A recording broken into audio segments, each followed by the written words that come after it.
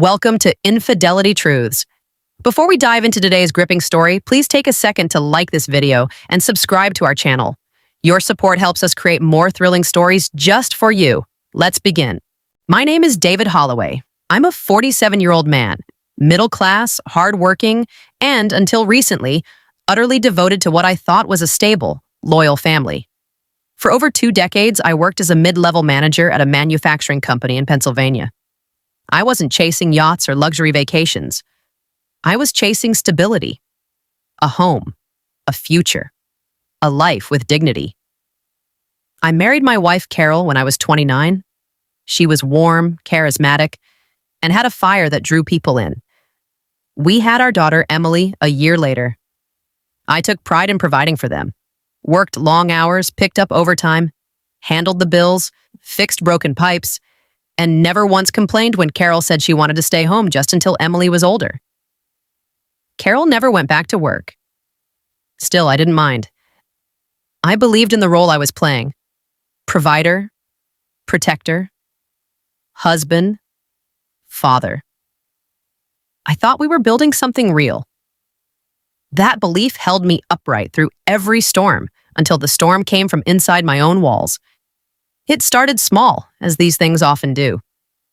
About 3 months ago, I was sitting at our kitchen table on a quiet Saturday morning, going over bills with a mug of coffee in hand.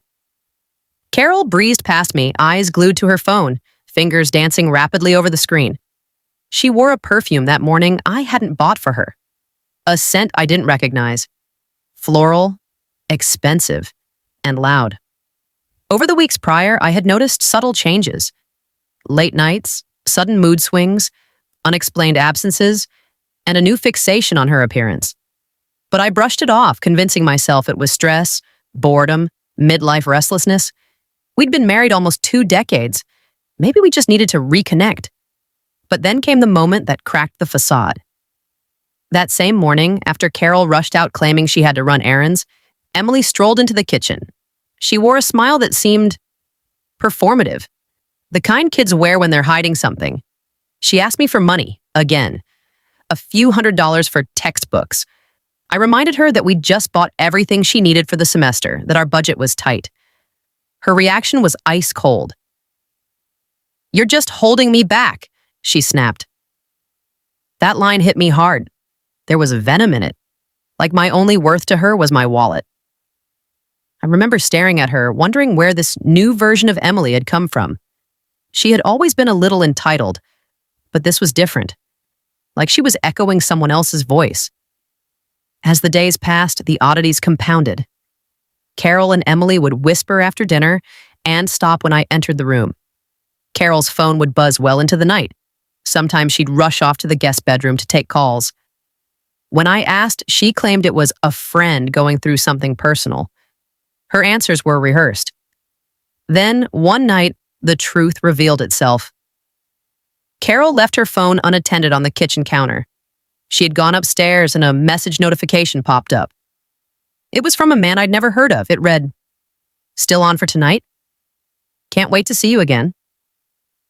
My heart dropped. I knew I shouldn't, but I opened the phone. What I found was devastating. Months of flirtatious, explicit texts, mentions of hotels, pictures, inside jokes, plans carefully hidden from me. My wife, my partner, was cheating on me. But worse than that, my daughter was involved. I found a message from Emily to this man. "Keep it quiet. I've got your back. My dad doesn't suspect a thing." I froze. My own daughter had been helping her mother betray me, hiding the affair, covering it up. She wasn't just complicit. She was an active participant in the deception. All those whispered conversations, all those sudden mood swings, they made perfect, gut-wrenching sense. That night, I confronted Carol. She didn't cry. She didn't apologize. She screamed at me for violating her privacy. Emily stormed in and backed her up, shouting, "You had no right. You're acting crazy." They stood there, mother and daughter, united in their contempt for me. I realized then, this wasn't a lapse in judgment. This was betrayal, premeditated and cold. I tried to initiate a calm discussion over dinner the next evening. Carol rolled her eyes and poked at her plate. Emily sighed dramatically. When I pressed them, Emily snapped, "Mom's happy. Why can't you just deal with it?" That was the moment something inside me changed. I was done being the man in the shadows, holding everything together while they lit the match. The next morning, I met with an attorney. His name was Marcus Whitaker, calm, composed, and sharp as a scalpel. He explained that while our state had no-fault divorce laws, I still had options. The affair, while not legally punishable, could influence division of assets, especially with the documented manipulation. Emily, now 20, was legally an adult. I had no obligation to support her financially moving forward unless I wanted to. Marcus helped me move funds into personal accounts and advised me to cease all shared credit lines. I followed every step. Meanwhile, Carol and Emily grew cockier. Carol kept going out at night. Girls' night, she called it. Emily demanded a new laptop. When I refused, she sneered, "Maybe Mom's friend will get it, he actually cares." I didn't react. I just kept documenting everything. Finally, I was ready. One evening, I gathered them in the living room. Carol sat painting her nails. Emily scrolled on her phone. I stood in front of them and said clearly, "I've spoken to a lawyer. I'm filing for divorce." Carol laughed at first. "You won't go through with it. You'd lose everything. Don't be stupid, David." I smiled. "I've already protected my finances. The paperwork's being filed. You'll be served by the end of the week." Emily leapt to her feet, shouting, "You can't leave us. You have to pay for school for the car. You promised." I stared straight at her.